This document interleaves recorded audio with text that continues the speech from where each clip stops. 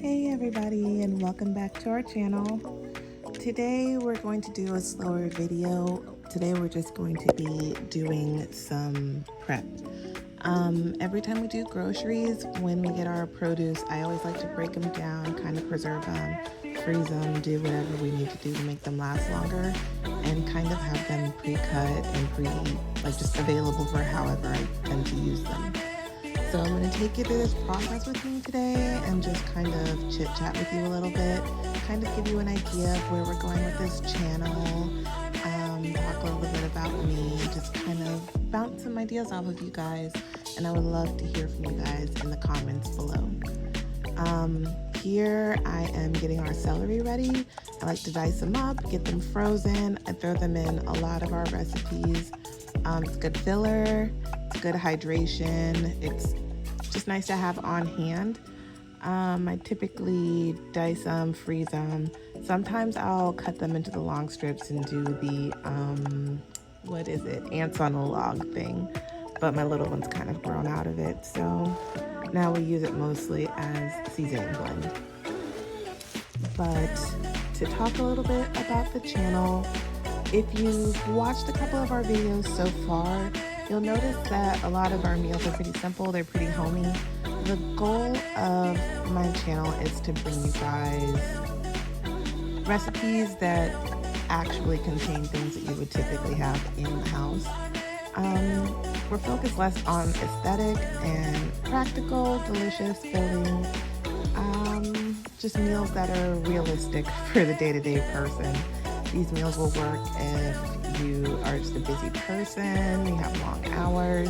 These meals will work if you are a stay-at-home mom and you've just run out of ideas and we have a couple picky eaters on our hands. My goal is to essentially try to cater to all of that in a realistic way. As we continue to grow as a channel, I'd like to get some inputs from you guys, maybe some recommendations. Obviously, I'd love your feedback. And along with the recipes, I actually would like to interact with you guys a lot. I'd like to bring forth some topics just for discussion, lighthearted, nothing too crazy. I really do want this channel to kind of, be a sounding board, but definitely not a place of a lot of arguments and controversy. I welcome all input, all comments below. I really do like to hear from you guys, and I do like thought-provoking comments. But we do want to keep it clean, and abusive behavior will get you blocked. To go back to what we're doing in the video, what you just saw there was me taking the mushrooms out of their original package and making sure I put them in a Ziploc bag, just keeping them in the fridge or throwing them in the freezer in that package. It just makes them unusable unless you're literally going to use them all in one go. Okay, so here you see me getting some peppers ready. I like to cut some in rings and I like to cut some in slices. The rings I like to use more as a garnish for dishes just because they don't tend to hold up as well when they're cooked. But I do like the bright colors and I do like the flavor of raw peppers. I'm just going to slice up a couple more of these, and the other ones I'm actually going to slice them into strips. I like the strips, they're better for cooking, they hold on very well, and you could taste the sweetness of the pepper a little bit better. Now, if you'll notice to the side, I tend to keep a pretty big chunk of the pepper tops. I do like to keep some of the seeds out of there just because if they're viable, why not use them, especially if the peppers are, really vibrant, really, juicy looking.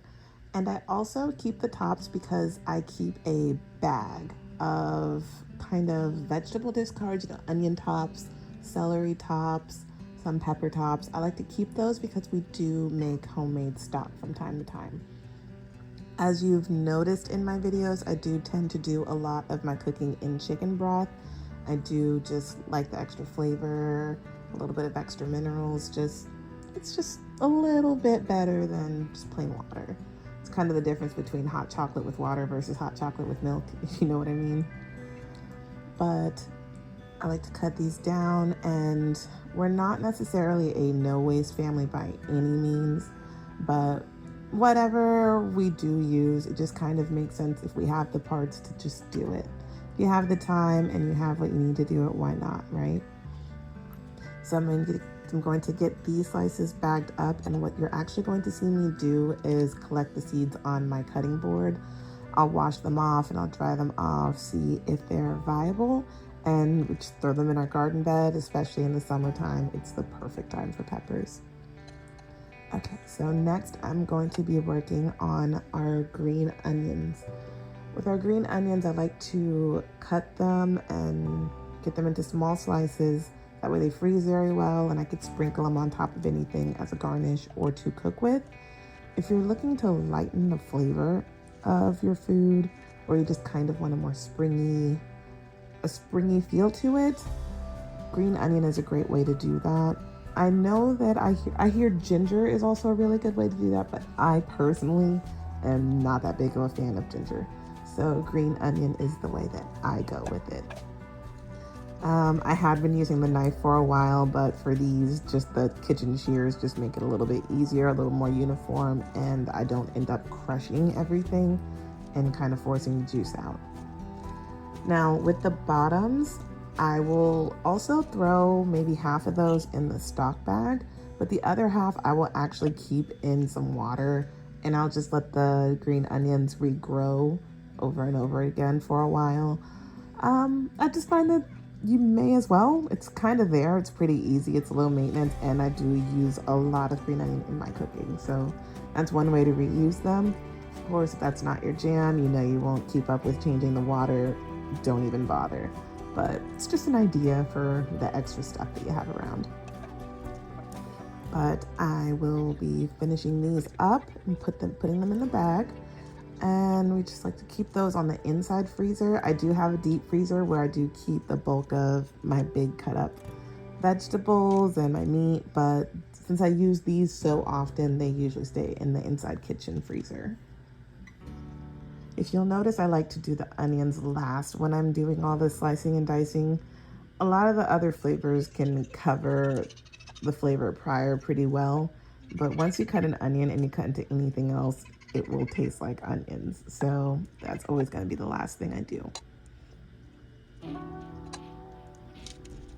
I know this probably isn't the most culinarily efficient way to do it, but I'm one of those people who are super nervous around round objects and a knife. So this is how I feel comfortable cutting it.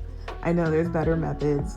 Please, if you have a good video that shows how to do it and it's not something ridiculously complicated that you have to have a very specific hand to do, please tag it down below.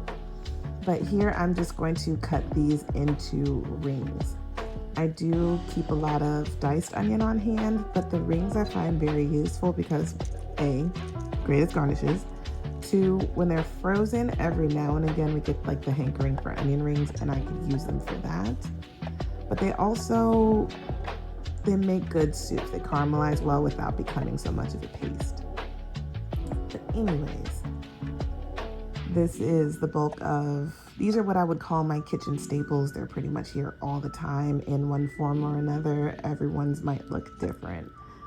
Kind of give me an idea below what produce you're always buying. The produce that is in every single haul. What are your staples? Maybe I need some new ones. But I would love for an opportunity to open a dialogue with all of you. I would love to share ideas. I'm always open to new recipes. I would just love to interact with you guys a lot more and share the meals that are really big hits in my family, just because, you know, you get really repetitive with meals sometimes, and I really do love something new, especially if it's not something that requires dirtying up every dish in your house. So while we're finishing up with these onions, I'm going to keep that one up there whole, just because sometimes I may be in a pinch or low on something else and I need to cut it in that fashion for a recipe. There goes my stock bag. You might have missed it, but That's where all the discards go. And once it's full and I have a bag full of either chicken bones or beef bones, then I'll boil them together for a couple of hours and voila, there's your stock. Thank you for hanging out with us today. I'm just going to clean this counter up and I cannot wait to see you guys for our next recipe. Please like, share, and subscribe and stick with us. Comment your ideas down below. Thank you.